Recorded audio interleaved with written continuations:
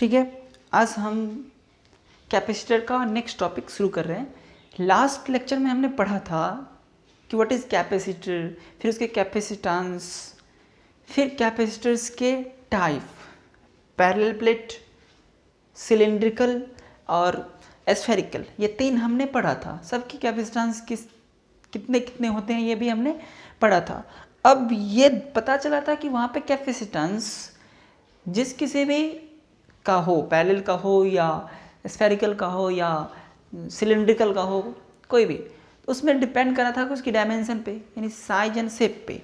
हमेशा रेडियस पे डिपेंड कर रहा था, तो कभी एरिया पे डिपेंड कर रहा था, ये सब चीज़ें था। अब बात ये है कि combination of resistors, capacitor, combination of capacitor, ये पढ़ना है। तो अब हम कॉम्बिनेशन ऑफ कैपेसिटर को पढ़ेंगे। इट मीन्स कैपेसिटर को कंबाइन करना सीखेंगे। तो कंबाइन किस तरीके से होते हैं? There are two ways to combine a capacitor. Capacitor को कंबाइन करने के कितने वेज हैं? टू। तो first way is parallel plate and combination and series combination. तो फर्स्ट कोई भी ले सकते हैं, चलो पहले फर्स्ट सीरीज ले लेते हैं। तो series combination and parallel combination, there are this two, parallel combination. तो ये दो होते हैं, series combination and parallel combination. ठीक, तो इनके बारे में समझना है कि ये दो को हम कैसे कंबाइन करते हैं। ठीक, तो फर्स्ट में चलते हैं, come to the first, series combination. तो चलो अब सीरीज कॉम्बिनेशन कैसे होते हैं सीखें इसको। सीरीज कॉम्बिनेशन, अब मान लो दो कैपेसिटर या थ्री कैपेसिटर कुछ भी है, late us suppose this is the notation of capacitor. Capacitor को ऐसे लिखते हैं। तो चलो ये हो गए, हमने दूसरे को यहाँ पे कनेक्ट करा, फिर थर्ड को यहाँ पे कनेक्ट करा। C1, C2, C3, C किसके लिए लिखते हैं? कैपेसिटेंस के लिए। Capacitance it means first capacitor की कैपेसिटेंस C1 है, C तो कैपेसिटेंस के लिए होते हैं। सेकेंड कैपेसिटर की कैपेसिटेंस C2 एंड थर्ड की C3 है। ठीक है, अब डिपेंड करता है कि किधर प्लस वाले चार्ज होगा, किधर माइनस वाले चार्ज होगा। तो डिपेंड करता है बैटरी पे, तो let us suppose we apply a battery here, this is positive, this is negative, V volt होगी कुछ, तो ये पॉजिटिव हो जाएगी, तो ये नेगेटिव हो जाएगी, तो ये पॉजिटिव हो जाएगी, ये नेगेटिव हो जाएगी, ये पॉजिटिव, ये नेगेटिव होगी या नहीं, क्योंकि ये पॉजिटिव वाले से है तो इस पर अपोजिट चार्जेस होगी, ये पॉजिटिव तो इस पर अपोजिट चार्ज। फिर इस वाले पे ये नेगेटिव से जुड़े तो नेगेटिव पॉजिटिव, इधर पॉजिटिव तो इससे जो लिंक्ड हो नेगेटिव, फिर इसके अपोजिट वाले में अपोजिट। तो ये चीज़ें होते हैं, तो ये अपोजिट चार्जेस हो गए। अब बात ये है कि ये सीरीज कॉम्बिनेशन है। सीरीज में दिखते तो है भाई, दिखने से तो सीरीज में है, लेकिन दिखने से कभी कभी लगेगा, दिखने से नहीं होता है। सीरीज दिखेगा बट होता कुछ और है, पैरेलल होता है। तो ठीक, ये तीनों तो सीरीज में है। तो सीरीज के ये रूल है कि एक एंड किसी पॉइंट से कनेक्टेड हो और दूसरा एंड किसी दूसरे कैपेसिटर से। जैसे कि मान लो यहाँ पे बीच में कोई पॉइंट मान लो, ये रहा कोई पॉइंट मान लेता हूँ P। तो अगर कैपेसिटर्स के कॉम्बिनेशन वाले लाइन में अगर कोई पॉइंट यानी जंक्शन ना हो, यहाँ पे कोई अदर जंक्शन ना हो, यानी कि ये वायरिंग कर दी, तो समझ लो कि इसमें अगर कहीं कैपेसिटर लगा दूंगा, इस जंक्शन से वायरिंग करके इसमें अगर कैपेसिटर लगा दूं, तो इसका मतलब है कि ये सीरीज ब्रेक हो गई। अब ये यहाँ से यहाँ तक ही सीरीज कॉम्बिनेशन है, यानी बीच में कहीं जंक्शन नहीं होनी चाहिए। जंक्शन होने का मीनिंग तो यही हुआ, जंक्शन होता क्या? मीटिंग पॉइंट्स वायर का जंक्शन होते हैं। तो बीच में जंक्शन नहीं होनी चाहिए। ठीक है, तो जंक्शन अगर हो गया, इसका मतलब है कि उस वायर में कहीं ना कहीं कुछ ना कुछ लगा हुआ है, चाहे वो कैपेसिटर हो, चाहे वो रेसिस्टर हो, चाहे वो बैटरी हो। तो जंक्शन नहीं होना चाहिए। जंक्शन नहीं होगा तभी वो सीरीज में होगा, अदरवाइज अभी ये दोनों सीरीज में, अगर यहाँ पे भी वायरिंग कर दूं और उस वायरिंग में कुछ लगा दूं तो ये दोनों भी ब्रेक, ये भी सीरीज नहीं होगा, तो जंक्शन नहीं होना चाहिए। तो अगर junction, if there is no junction, इसको क्या कहते हैं, पी को कहते हैं जंक्शन। तो अगर जंक्शन ना हो, if there is no junction, then C1 C2 and C3 are parallel, series.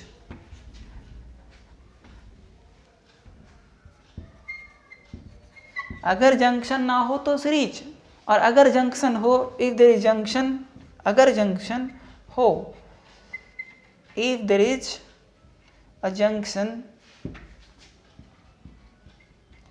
Junction कहाँ पे, पी पे है ना जंक्शन कहाँ पे, पी पे, तो junction P, then only C1 and C2 are in series, then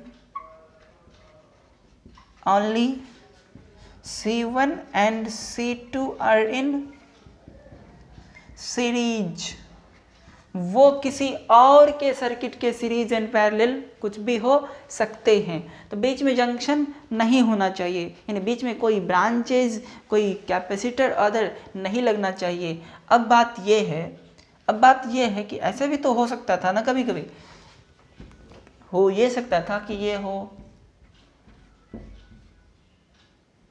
इस कैपेसिटर को जंक्शन नहीं है, ये जंक्शन मान लो नहीं है अभी इस फिगर में, लेकिन इस कैपेसिटर को ना हम इस जंक्शन के नीचे लगा दिया, इसको ऐसे झुका दिया, पकड़ के वायर को यहाँ से फोल्ड कर दिया नीचे, तो ऐसे कर दिया अगर, और बैटरी कहाँ लगी थी, इसको फोल्ड कर दिया, तो बैटरी तो यहाँ लगाना है, यानी बैटरी, इसको फोल्ड कर दिया तो बैटरी यहाँ पे लगेगी, फिर यहाँ पे, फिर ये रहा बैटरी हमारी, तो हमने बैटरी ऐसे लगा दिया। तो अब भी क्या है, अब भी ये तीनों सीरीज में ही है, जंक्शन यहाँ पे नहीं है, वायर फोल्ड हो गया। वायर फोल्ड होने पे क्या फ़र्क पड़ता है, मुझे कोई फ़र्क नहीं पड़ता है, वायर फोल्ड हो गया तो कोई फ़र्क नहीं पड़ता है।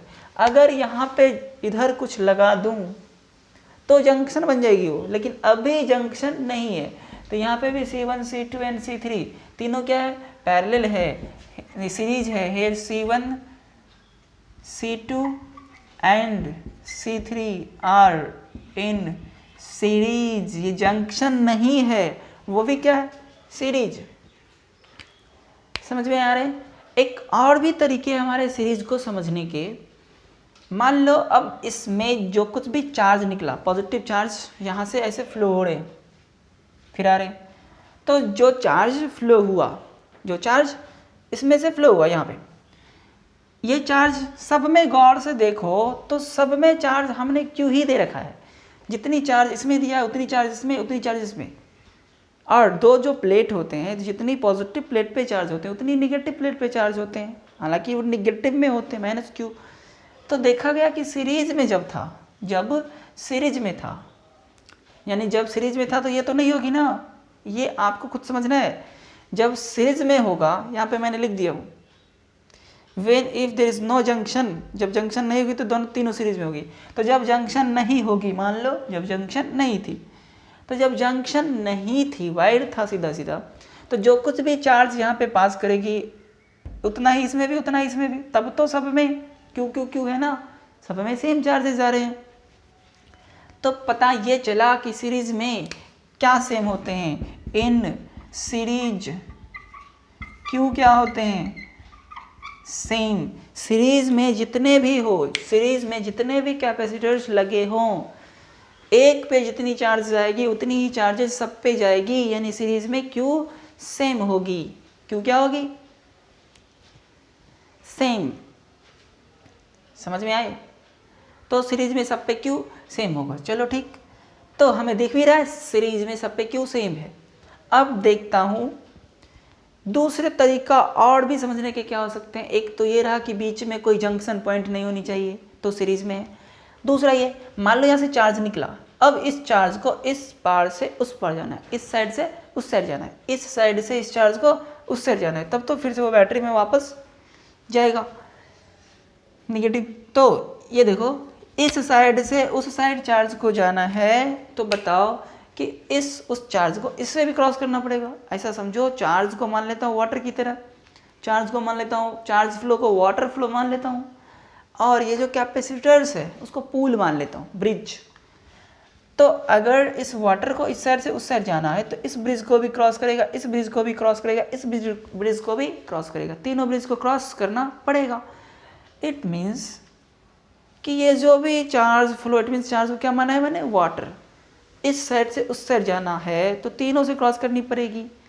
ऐसे कंडीशन जब भी आए कि तीनों ही कैपेसिटर को क्रॉस करना पड़े, या जितने भी कैपेसिटर सबको क्रॉस करना जरूरी है उस साइड जाने के लिए, तो वो सब कैपेसिटर्स सीरीज में होगा, वो सब कैपेसिटर सीरीज में होगा। तो जब देखो जंक्शन नहीं था तो तीनों को क्रॉस करना जरूरी है वापस उस साइड में जाने के लिए, तो तीनों सीरीज में है। अगर जंक्शन यहाँ पे भी देखो, इस साइड से उस साइड यहाँ पे जाना ना, यहाँ से शुरू हुआ चार्ज एंट्री और यहाँ पे निकलेगा। अब मान लो पानी एंट्री किया तो ऐसे ऐसे पानी के रास्ते ऐसे, तो यहाँ से भी क्रॉस करनी पड़ेगी, यहाँ से भी, सब जगह से पानी को क्रॉस करनी पड़ेगी। ऐसा नहीं है कोई और रास्ता ढूंढ ले, पानी उस साइड जाने के लिए कोई और रास्ता तो है नहीं, यहाँ से यहाँ जाने के लिए एक ही तो रास्ते है। तो उस रास्ते में जितने भी कैपेसिटर्स आएंगे सबके सब सीरीज में ही होगा, सबके सब सीरीज में होगा। लेकिन जब जंक्शन हो जाती है, तो देखो यहाँ पे कुछ तो लगा होगा ना, कुछ बैटरी हो या कुछ भी हो, कुछ तो होगा, रेसिस्टर, कैपेसिटर, कुछ भी हो सकते हैं। मान ले तो अभी कैपेसिटर ही है, तो यहाँ से अब उस साइड जाने के लिए तो गड़बड़ हो गया। अब चार्जेस को मान लो यहाँ से यहाँ जाना है, तो जब ये यहाँ पे आएगा तो बीच में एक कैपेसिटर लगा हुआ है, बीच में कुछ तो लगा है, तो कुछ चार्जेस इधर भी एंट्री मार लेगा ना। कुछ चार्जेस, दो रास्ते हो गए यहाँ पे, जैसे कि पानी जब आएगी तो पानी को दो रास्ते यहाँ पे मिल जाएगा, एक ही रास्ता नहीं है। तो जब वो दो रास्ते जब भी मिल जाए चार्ज को, तो समझ जाना वहाँ से दूसरी सर्किट बन चुकी है। यानी कि सिर्फ ये हमारे सीरीज में रहे और ये पता नहीं क्या होने वाला है, ये क्या होने वाला है ये डिपेंड करता है कंडीशन पे। लेकिन इतनी क्लियर है कि वो आपका यहाँ से इधर कट चुका, सीरीज में सिर्फ इतना है। तो जब भी चार्ज फ्लो हो तो चार्जेस को एक ही रास्ते अगर मिलता रहे, यानी जंक्शन ना हो, तब वो सीरीज में है, वरना वो पैरेलल भी हो सकते हैं।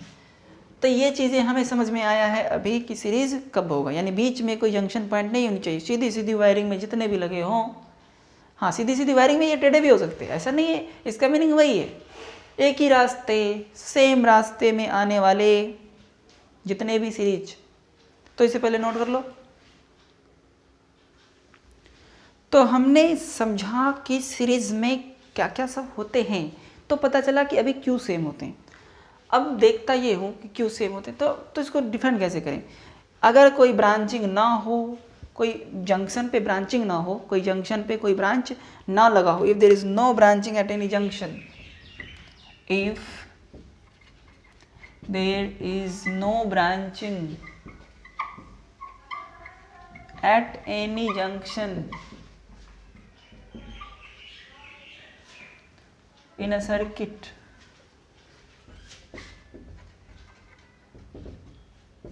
then such combination,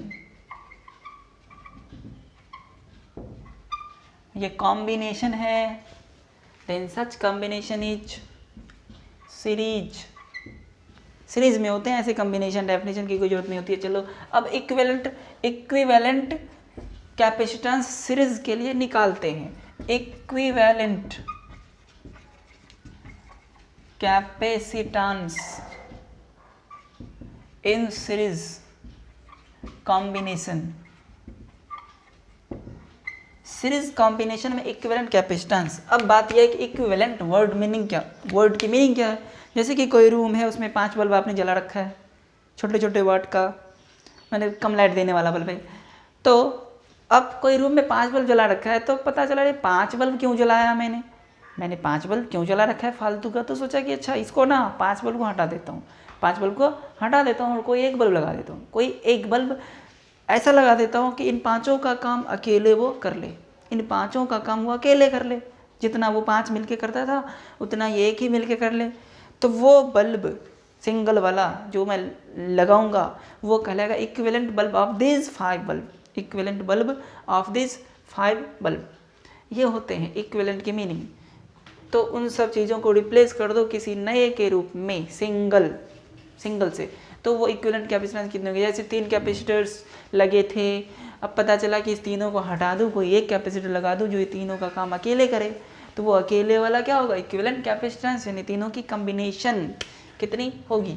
तो चलो मैंने ये 3 लगा दिया, ठीक। अब बैटरी भी दे रखा, चलो बैटरी भी दे दिया, 20 वोल्ट की बैटरी दिया, इस पर भी क्यू गया, इस पर भी क्यू गया, इस पर भी क्यू गया, क्योंकि क्यू क्या सेम होते हैं, याद रखना सीरीज में क्यू सेम होते हैं। कभी भी कहीं पे कोई जंक्शन और ब्रांचिंग नहीं है।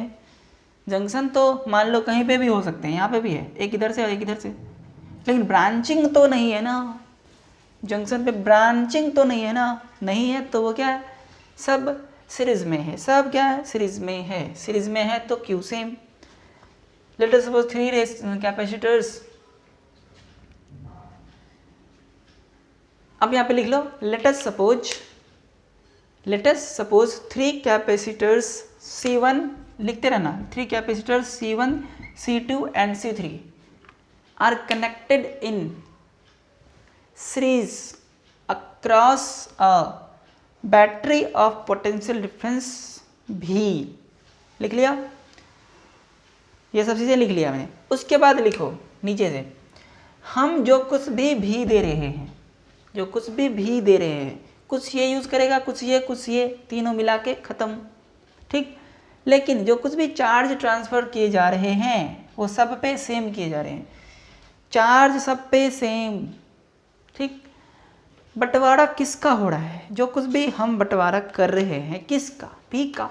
V जो है वो कुछ इसमें और कुछ इसमें और कुछ इसमें जा रहे हैं, कुछ V1 इसमें गए, कुछ V2 इसमें गए, कुछ V3 इसमें गए। तो अब उस जो मैंने लिखाया था उसके नीचे से लिख लो कि V क्या होगी, V1 plus V2 plus V3, क्योंकि ये V ही 3 पार्ट में बटे ना, Q तो नहीं बटे, तीनों पे सेम गया, जो कुछ भी दिया सब पे गया। तो V क्या होते हैं, C, बट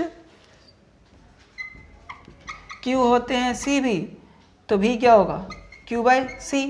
तो V की जगह Q बाई C ऐसा कुछ करें, तो यहाँ से नीचे से चलें तो V की जगह, ये V क्या है, बैटरी की, तो बैटरी की V बराबर बैटरी का गिवन चार्ज, सबको तो Q ही दिया था, तो बैटरी के लिए Q बाई C इक्विवेलेंट।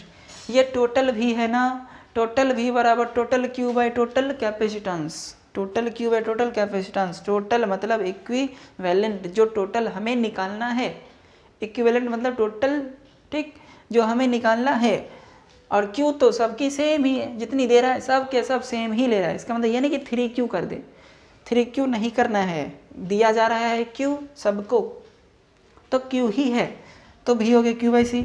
अब V1 क्या होगा, इसके क्रॉस V1 है, तो इसका Q बाई इसका C, इसका Q बाई इसका C, इसका Q कितने हैं, दिस, इसका C C1। फिर V2 क्या, इसका Q बाई इसका C, जिसका पोटेंशियल डिफरेंस होता है उसी का Q बाई उसी का C। इसी तरह से अगला भी हो गया Q बाई C3। अब सब में डिवाइड कर दो Q से, सब में डिवाइड कर दो Q से, तो Q से अगर डिवाइड कर दूँ तो कट जाएगा ना, कटेगा या नहीं कटेगा, 1 by C1 plus 1 by C2 plus 1 by C3। यही तो हमारे फॉर्मूले होते हैं सीरीज़ के, यही तो हमारे फॉर्मूले होते हैं। तो ये प्रूफ हो गए अभी हमारे फॉर्मूले, तो इसे नोट कर लो। अब अगर बात ये है कि 3 ना हो, अगर 3 ना हो, बहुत सारे हो, 4 हो, 5 हो, 6 हो, 10 हो, बहुत सारे हो, तो क्या करें, अरे तब तो वही करना है। अभी तो हमें लॉजिक पता चल गया, अगर 2 रहता तो 2 ही लिखते, 3 आती ही नहीं, यहाँ से गायब हो जाते, सारे चीज़ों में 3 वाली चीज़ें हटा देते। If there are n capacitors, अगर n कैपेसिटर्स हो, if there are n capacitors then फॉर्मूले कैसे बनते हैं हमारे, 1 by C1 plus 1 by C2 plus 1 by C3 plus plus plus 1 by C n तक चलते, चलते या नहीं चलते? हाँ, अब अगर मान लो सारे के सारे कैपेसिटर्स सेम होते, सेम यानी कैपेसिटेंस सबकी सेम होती, if C1 equal to C2 equal to C3 equal to Cn, सबके सब क्या हो जाते? C1 C2 C3 Cn तक सबके सबको C कहते, सब की वैल्यू C हो, देन तब क्या होते? ये अलग ये अलग। तब अब क्या होता जब सबके सब C होता? तो 1/C इक्विवेलेंट बराबर 1/C1 1/C2, ये कितनी टाइम तक? n टाइम्स तक ऐसे करना पड़ता, n टाइम्स तक इसको ऐड करते रहते ना, सब की जगह 1/C 1/C 1/C करते ना, सब तो बराबर ही है, तो ये चीज़ें कितनी बार ऐड करनी पड़ेगी? n बार, पता नहीं 10 टाइम्स है, C10 तक है तो 10 टाइम्स ऐड करेंगे, तो 10 टाइम्स ऐड करेंगे तो 10 से मल्टीप्लाई हो जाएगी, सिंपल सी बात है, इसमें तो कोई लॉजिक है नहीं। तो 1/C इंटू n होगी या नहीं? होगी या नहीं? तो हमने n से मल्टीप्लाई करा, अब कैलकुलेशन कर लो भाई, ये हो गया हमारे 1/C इक्विवेलेंट, क्रॉस मल्टीप्लाई कर लो, n इंटू सी इक्विवेलेंट बराबर C, तो यहाँ से C इक्विवेलेंट हो गए C/n। अब गौर से देखो कि नंबर ऑफ कैपेसिटर अगर बढ़ेगी तो इक्विवेलेंट घटेगी। C इक्विवेलेंट जो इंडिविजुअल था, मान लो एक की कैपेसिटेंस है 10 फैराड, 10 फैराड से एक कैपेसिटर की कैपेसिटेंस, और ऐसा हमने 5 लगा दिया सीरीज में, ऐसा हमने 5 सीरीज में लगा रखा, तो 10/5 2 ही हो गया, तो कैपेसिटेंस डिक्रीज ही हो जाएगा। इक्विवेलेंट कैपेसिटेंस यानी नेट टोटल जो फाइनली बचेगी वो क्या हो जाएगी? इक्विवेलेंट रेसिस कैपेसिटेंस सिर्फ 2 रह जाएगी, सिर्फ 2 रह जाएगी, यानी कम हो जाएगी। So equivalent capacitance decreases. So कह सकते हैं EQ मतलब equivalent capacitance decreases in series combination. ठीक है, ठीक है या नहीं?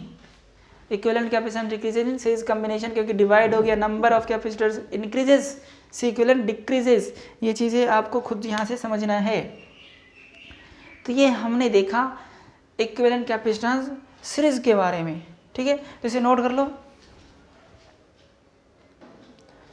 तो हमने अभी इक्विवेलेंट कैपेसिटेंस पढ़ा, अगर सिर्फ 2 हो, अगर सिर्फ 2 हो, इफ देयर आर ओनली 2, तो सिर्फ 2 हो तब के लिए क्या करें? तो तब इक्विवेलेंट कैपेसिटेंस शॉर्टकट में सिर्फ 2 ही लिखेंगे, तो यहाँ से 1/C इक्विवेलेंट हो जाएगा C2 + C1/C1 इंटू C2, तो क्रॉस मल्टीप्लाई कर लें C इक्विवेलेंट, इसको अपोजिट कर लें, C इक्विवेलेंट बराबर C1 इंटू C2/C1 + C2, ये शॉर्टकट हो गया। जब 2 हो पटाख से दोनों को मल्टीप्लाई करो और दोनों को ऐड करके डिवाइड कर दो, तो 2 के लिए ये आसान होता है, C इक्विवेलेंट सिर्फ 2 के लिए। वही चीज़ें मैंने बस इसको मॉडिफाई करा है कि जब 2 हो तो ये फॉर्मूला यूज़ कर लेंगे।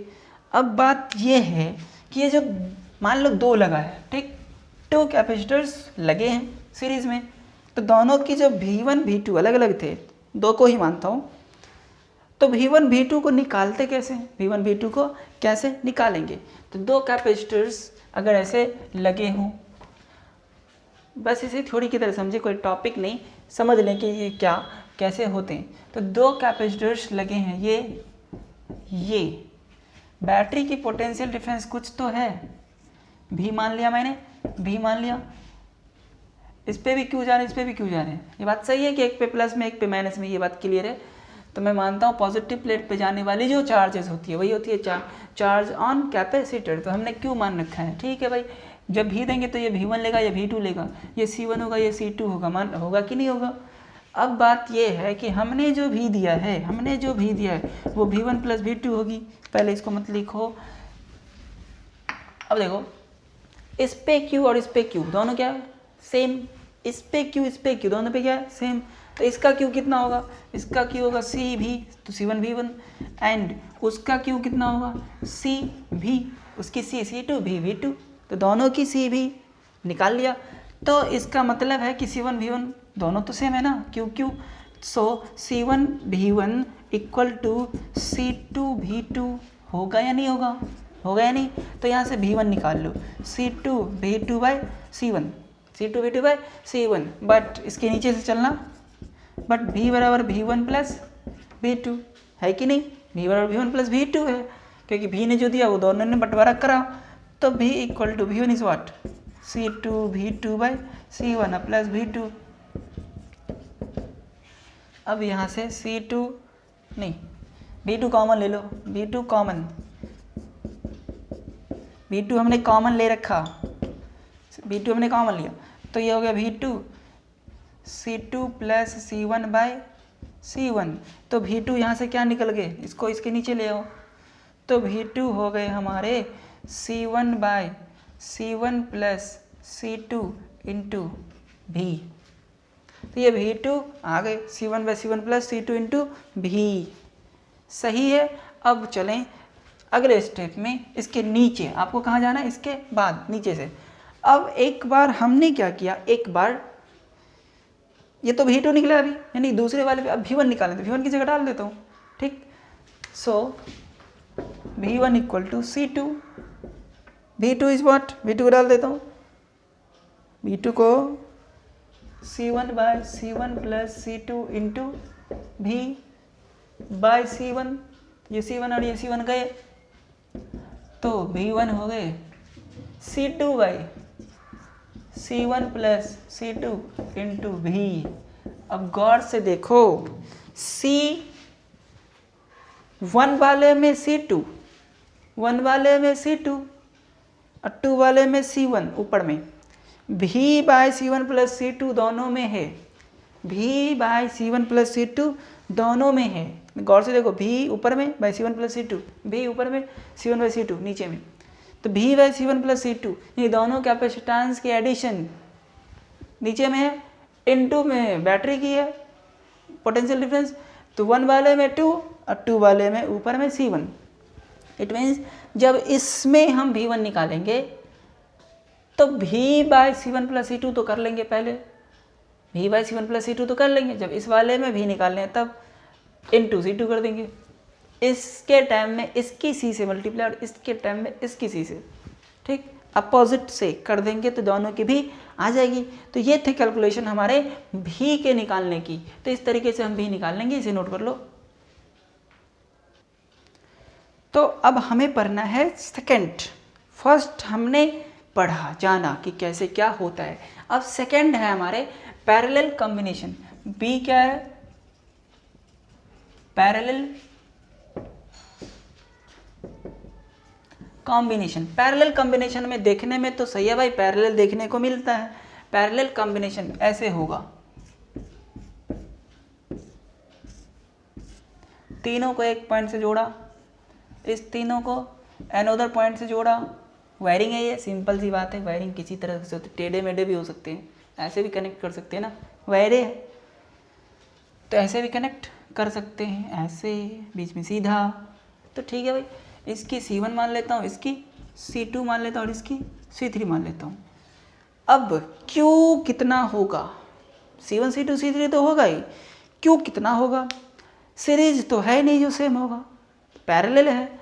तो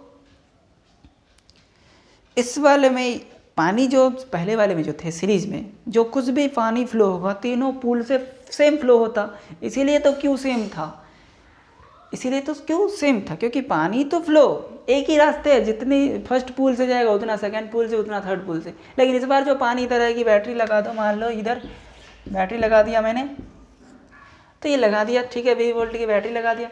जो कुछ भी यहाँ से मान लो पानी आ रहा है, पानी सोर्स है, पानी आ रहे हैं, तो यहाँ पे जो वाटर जाएगा उस वाटर को तो 3 रास्ते मिल लेना, इधर से निकल जाए उस साइड के लिए, इधर से निकल जाए उस साइड के लिए, या इधर से निकल जाए उस साइड के लिए, यानी उस साइड जाने के लिए 3 रास्ते हैं।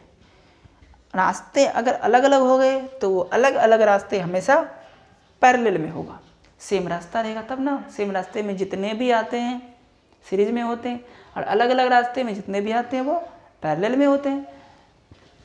तो देखो कि किस रास्ते से कितना पानी जाएगा, इसकी तो कोई गारंटी है ही नहीं, बराबर भी जा सकते हैं और नहीं भी जा सकते। इसीलिए पानी को हमने क्या माना था, Q। इसीलिए Q की कोई गारंटी नहीं कि किस पे कितना जाएगा। तो मान लिया Q1 Q2 Q3, तो पता चला कि Q यहाँ पे सेम नहीं होते हैं। हालांकि हो भी सकते हैं, ऐसा कुछ रटना नहीं है, लेकिन हम मानेंगे Q1 Q2 Q3।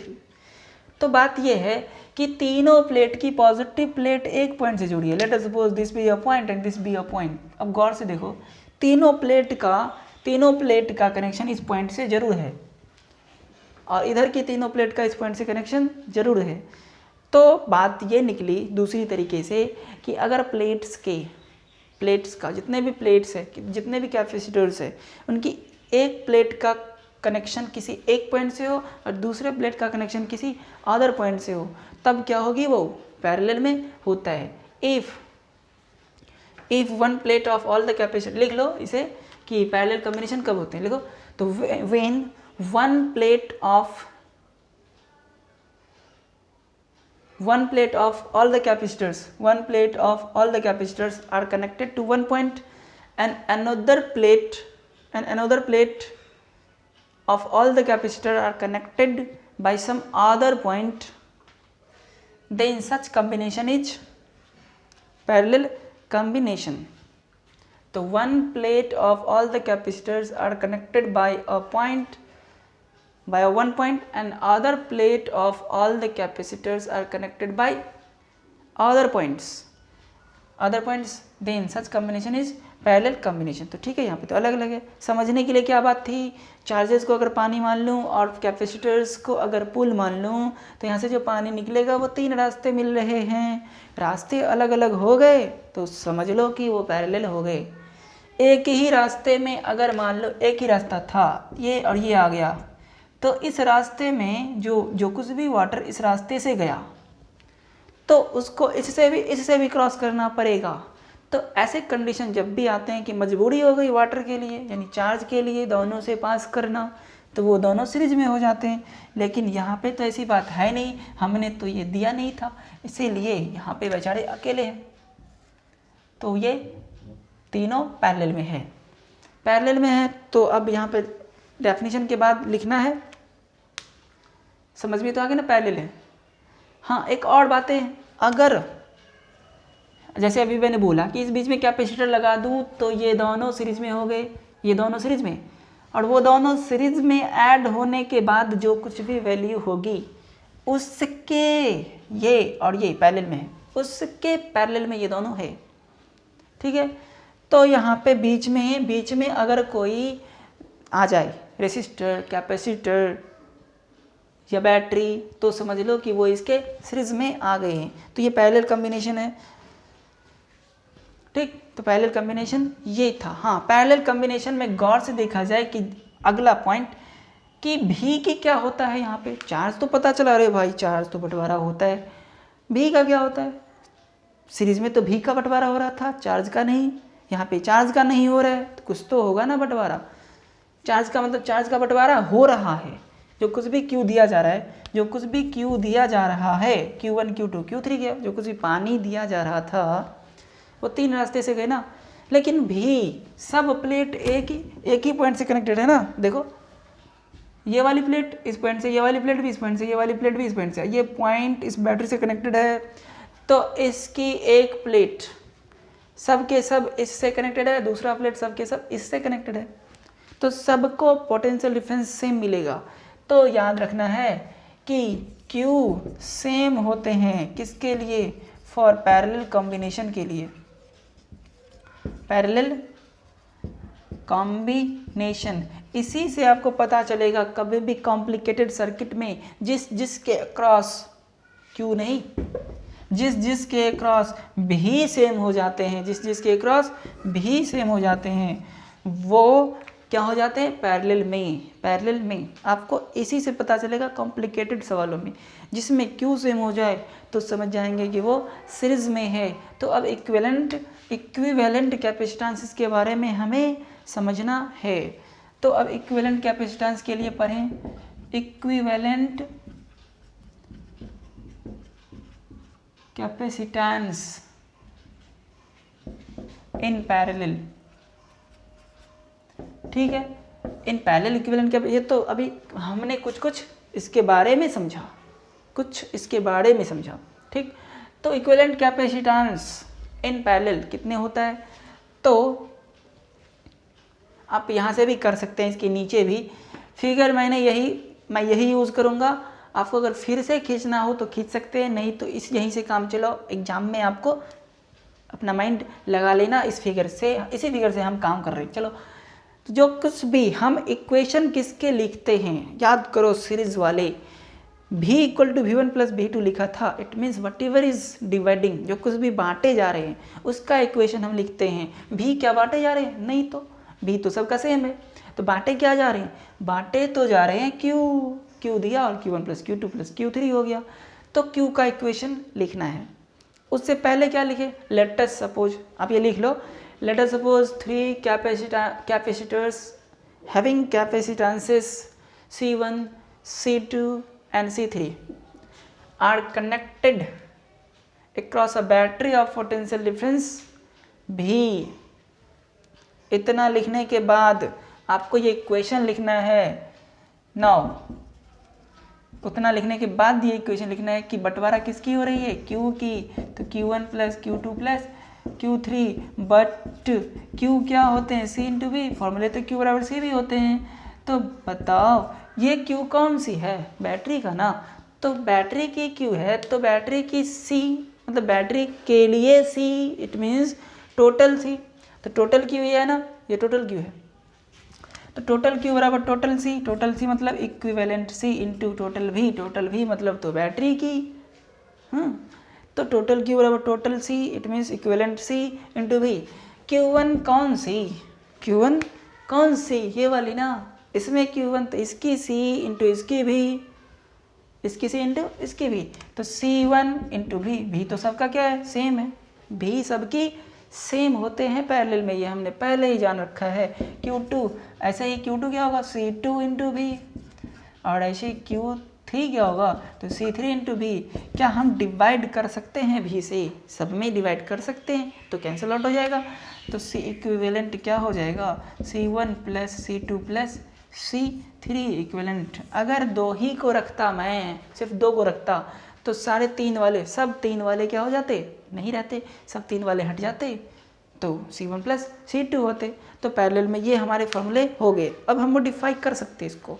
अब क्या करें हम, अगर n हो तो हम कर सकते हैं उसको, n हो तो n टाइम्स तक ऐड कर सकते हैं, तो n टाइम्स तक ऐड कर लेते हैं, C1 plus C2 plus C3 ऐसे चलते रहेगा। तो if there are n capacitors, if there are n capacitors, तो C इक्विवेलेंट क्या हो जाएगा, C1 plus C2 plus plus plus Cn तक होगा। दूसरी, सारे के सारे अगर इक्वल हो तो क्या होगा, इसको ऐसे भी लिख सकते हैं ना, सिग्मा के फॉर्म में, सिग्मा I कहाँ से कहाँ तक, 1 से लेके n तक, ऐसे भी उसको लिखते हैं सिग्मा के फॉर्म में, सिग्मा I कहाँ से कहाँ तक, 1 से लेके और जहाँ तक हो, 5 तक हो, 10 तक हो, जहाँ तक हो, n तक। अब दूसरी, if C1 equal to C2 equal to C3, सब के सब Cn से ले तक सब के सब C ही हो, सब C हो, देन तब क्या होगी, C इक्विवेलेंट होगी, C प्लस C कितनी बार, n टाइम्स, जितनी बार हो तो C इक्विवेलेंट हो जाएगी n इंटू C। अब गौर से देखा जाए कि पैरेलल में अगर नंबर ऑफ कैपेसिटर बढ़े तो मल्टीप्लाई हो जाएगी कैपेसिटेंस की, सिंगल किसी एक की जो कैपेसिटेंस थी उससे उस नंबर से मल्टीप्लाई हो जाएगी, भाई ये तो बढ़ गए, तो इक्विवेलेंट कैपेसिटेंस क्या हो जाएगी, बढ़ जाएगी। हाँ, तो equivalent capacitance increases in parallel combination, ठीक। सो यहाँ पे हमें पता चल रहा है कि equivalent capacitance, wow, equivalent capacitance increases in parallel combination, ठीक है, पैरेलल कॉम्बिनेशन है वो, तो इसे नोट कर लो। नाउ अगर सिर्फ दो हो, तब क्या होते हैं, C equivalent for any two, सिर्फ दो हो तो इसमें तो कोई लफड़ा नहीं है, C1 प्लस C2 होगा। अब मान लो कि जब पैरेलल में लगे हैं जब पैरेलल में दो कैपेसिटर्स लगा है और उसमें बैटरी हमने कनेक्ट करा, तो ये जो बैटरी हमने कनेक्ट करा C1 और C2 जो है इस पे Q1 गया और इस पे Q2 गया। तो याद करो कि सीरीज में भी का बंटवारा हुआ था, तो V1 V2 कितना होता ये हमने निकाला था। इस पे बंटवारा किसकी हो रही है, Q की, तो Q किस पे कितना होगा ये भी निकालना हमें आना चाहिए। जिस चीज़ की बंटवारा होती है खैर वो भी तो निकालने आना चाहिए ना। तो वहाँ पे हमने जिस चीज़ की बंटवारा हुई थी वो हमने निकाला था। यहाँ पे बंटवारा किसकी हो रही है, क्योंकि तो जो चीज़ें बंटवारा होती है वो भी निकालना मुझे पड़ेगा, तो Q बराबर Q1 प्लस Q2 होगी। जितनी दिया गया उतना ही तो दोनों मिला के यूज़ करा जाएगा ना। तो Q1 प्लस Q2 बराबर Q, एक इक्वेशन ही हो जाएगा। दूसरा एक इक्वेशन हम बनाते हैं जिस चीज़ की बंटवारा होती है वो, और दूसरा इक्वेशन बनाते हैं जो चीज़ें सेम होती है वो। तो सेम क्या है यहाँ पे भी, तो इसकी भी क्या होगी, इसकी भी क्या है सेम। तो Q भी होता है Q बाई सी, तो Q1 बाय C1 बराबर Q2 बाय C2, इसकी भी बराबर इसकी भी। तो यहाँ से कोई एक Q1 या Q2 निकाल लेते हैं, तो Q2 C1 बाई C2। और दूसरा इक्वेशन होता है जिस चीज़ के बंटवारा होते हैं, तो Q1 प्लस Q2। तो जिस चीज़ के बंटवारा होते हैं और जो चीज़ें सेम होती है, दो इक्वेशन, उसके बाद मैथमेटिक्स लगा लेते हैं पुट करके, तो आ जाता है भाई। तो Q तो दिया रहेगा कि जितने भी आ रहे हैं बंटवारा करना है। Q कैसे देगा, तो C इक्विवेलेंट इंटू V, ये टोटल Q जो होगा C equivalent into V, C equivalent आ जाएगा और भी दिया रहेगा तो Q आ जाएगा। Q जब आ जाएगा तो C भी, ये Q1 Q2 निकालना है। तो ठीक है भाई, Q को छोड़ दो भाई, Q1 कितने, Q2 C1 by C2, Q2 C1 by C2 plus Q2 common ले लूँ क्या, Q2 कॉमन ले लूँ तो C1 बाई C2 प्लस 1। चलो इसको पहले एलसीएम ले लो, तो Q बराबर Q2 C1 plus C2 by C2। तो यहाँ से हम क्या लिख सकते हैं, यहाँ से Q2 निकालना है ना, तो Q2 बराबर Q C2 या Q bye C1 plus C2 into C2। समझ में आ रहा है क्या, तो Q2 बराबर C1 by C2 by C1 plus C2, C2 by C1 plus C2 into Q। तो ये Q2 हुए, तो हमारे Q2 कितने चार्ज होंगे वो पता चले, यानी दूसरे वाले पे कितने चार्ज होंगे ये अभी पता चला। ठीक है, अब बताओ कि ये कौन है अब 1, तो Q1 कितना होगा, Q1 तो यहाँ पे रखा है तो पुट कर दूँ तो Q1 भी आ जाएगा। ठीक है, तो Q1 को यहाँ से पुट कर देता हूँ, 9 नीचे चलना है आपको। Q1 कितने, Q2 C1, Q2 ये ले लेता हूँ, Q by C1 plus C2 into C2। तो ये तो Q2 रखा है मैंने, फिर C1 बाई C2, तो C1 बाई C2 गए तो Q1 कितने हो गए, Q by C1 plus C2 into C1। गौर से देखा जाए total charge by total capacitance तो है ही दोनों में, Q by C1 plus C2 दोनों में है। Q1 वाले में C1 से मल्टीप्लाई, Q2 वाले में C2 से मल्टीप्लाई। यहाँ पे थोड़ा फ़र्क है, उसमें था 1 वाले में 2 से मल्टीप्लाई, 2 वाले में 1 से मल्टीप्लाई, लेकिन यहाँ पे तो कुछ और है, 1 वाले में 1 से, 2 वाले में 2 से। यानी कि इसमें जब चार्ज पूछा जाए तो टोटल चार्ज यानी C equivalent into V, total charge by C1 plus C2। ठीक है, क्योंकि ये सीरीज में है, पैरेलल में है, तो जो कुछ भी तो नीचे तो उसमें भी C1 प्लस C2 ही था, तो C1 प्लस C2 इंटू 1 वाले में C1, 2 वाले में C2। हाँ कि ना, समझ में तो आया होगा ना। तो ये समझ में आया मुझे कि कैसे चार्ज को हम डिस्ट्रीब्यूट करते हैं किस पे, capacitors when connected in parallel. तो ये पहले नोट कर लो।